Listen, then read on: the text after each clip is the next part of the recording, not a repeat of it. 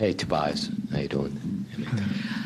Doc was in here talking about how you guys had gone over to expect them to come out with force and intensity. Did you not match that, or what? How do you analyze it? Yeah, I mean, we definitely didn't match that. We knew obviously after game one that they were going to come out here with more energy and more pop just overall, and they did.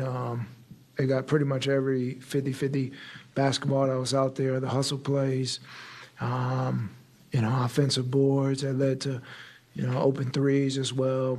And for us, there was just too many times, too many empty possessions where, that didn't result in a make shot for us that allowed them to get out and run and have us on our heels and be able to make plays. So, we have to be better as a whole group.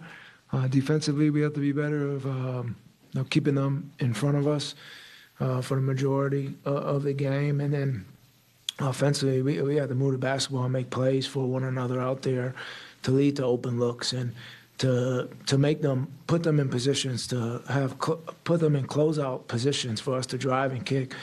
Obviously game one, it worked for us because we were making a lot of shots. But tonight, when the shots aren't falling, we got to figure out, we have to find different ways to create momentum, create rhythm, create flow out there.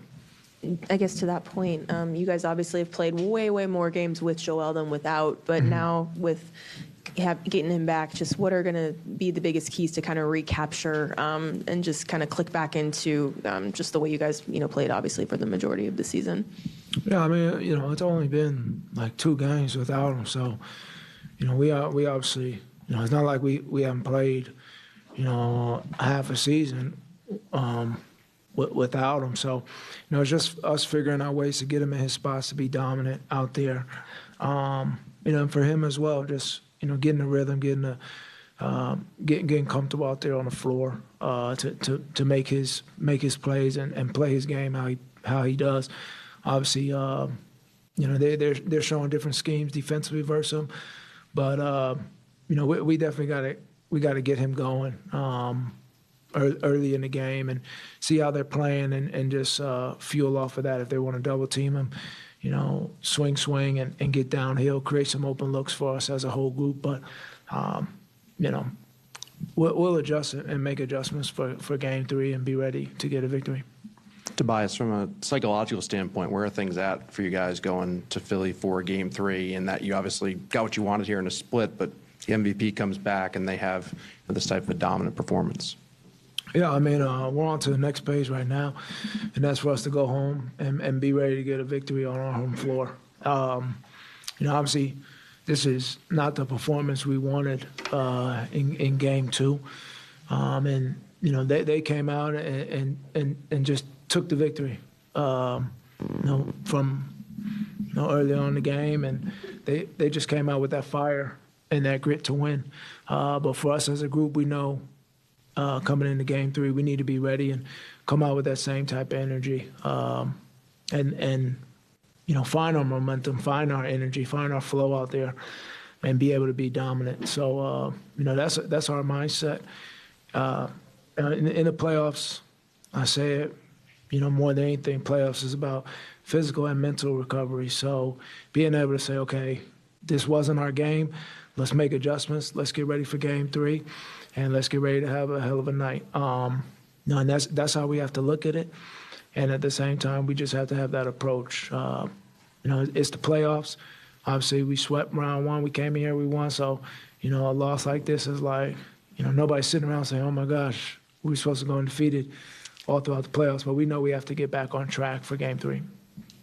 Tobias, James was highlighting spacing as a key issue tonight. What do you attribute that to, and how do you go about fixing that?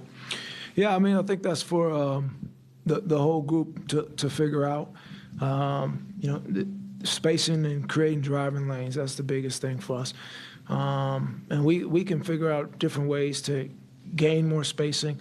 I think obviously that starts with getting stops and getting out and running and creating, allowing us to push the pace out there. And then outside of that, just getting that ball hopping around, moving. And, that creates other defenders out there to be able to figure out how they want to play. Are they switching? Are they, showing? Whatever it may be. So, it's a full effort on the spacing front, but we do have to be able to, figure out who has the ball, who has a mismatch, and how that person can get downhill and create plays for other guys. Tobias, I'm just curious, how did you think Joel looked, and how close was he to the guy that, has dominated this league and won the MVP this year? No, I thought, obviously he was, he's battling and coming back from an injury. So, it's hard to I'm not making excuses for him, but, playoffs, second round, intensity, physicality, ups, all those things keep up. And for him, I think, he got out there and was just trying to really feel himself out there and see, what felt right for him. Obviously, he's not 100%, but at the end of the day, he's out there and he's giving his all, and that's all we can ask for. And, Game 3, I think he'll have even more of a comfort level out there, and you'll see him be as dominant as he can be. All right.